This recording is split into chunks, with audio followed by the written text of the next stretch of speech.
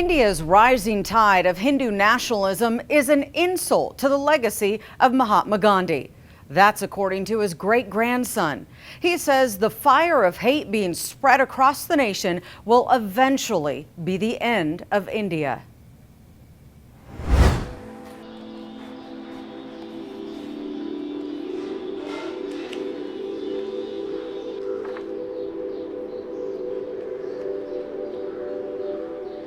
These are photographs of Kasturba in my new book, The Lost Diary of Kastur, My Ba.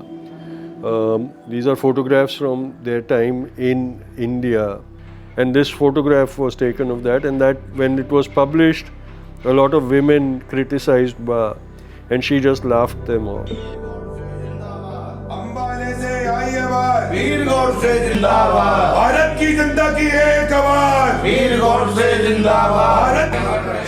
Mahatma Gandhi was shot and killed at a multi-faith prayer meeting in 1948.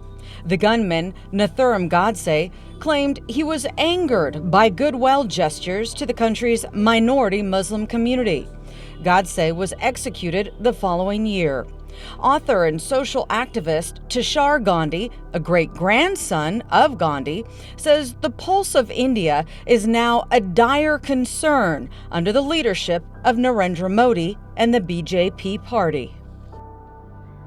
Even the Prime Minister indulges in hate speech.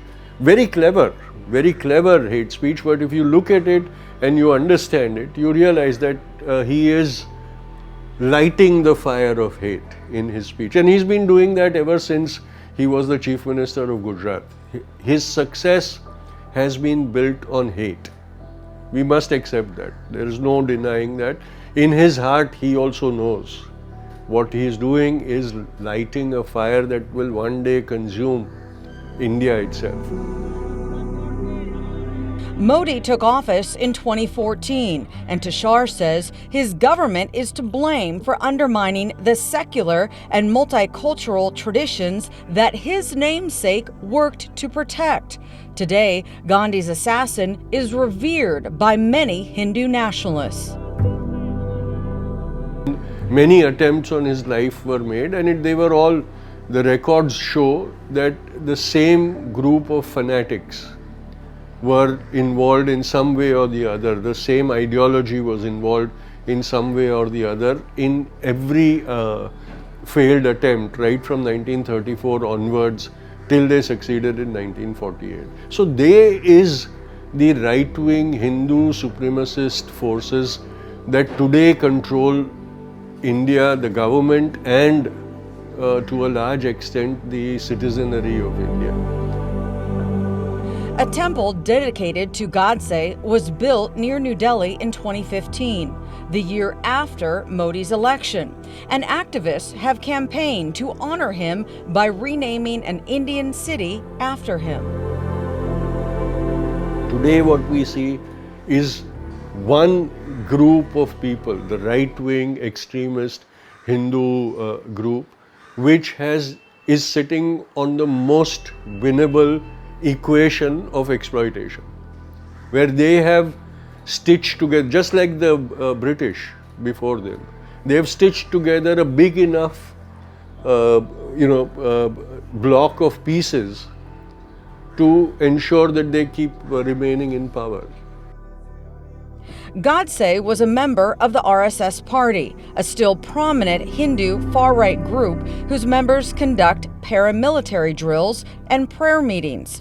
The RSS has long distanced itself from GODSEY's actions, but remain a potent force and served as a foundation for Modi's BJP party decades ago. Tushar is now anxious but resigned to the prospect of Modi winning another term in next year's elections. Many see this outcome due to weaponizing the legal system against any potential challengers. India changing for the better in 24. My fear is the worst shouldn't be so bad that we lose India forever. And when I say we lose India forever is that these people win. they're going to change the Constitution of India. They're going to scrap the Constitution of India and bring in what is most suitable for them, which is what they have always been fighting for.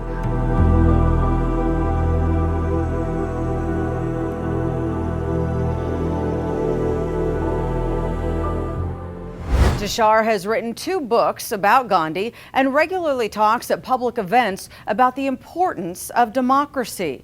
He has also filed legal motions in India's top court to defend the country's secular constitution. For more world headlines and in-depth stories, tune in to SatlujNetwork.com. I'm Ginger Jeffries. Thank you for watching.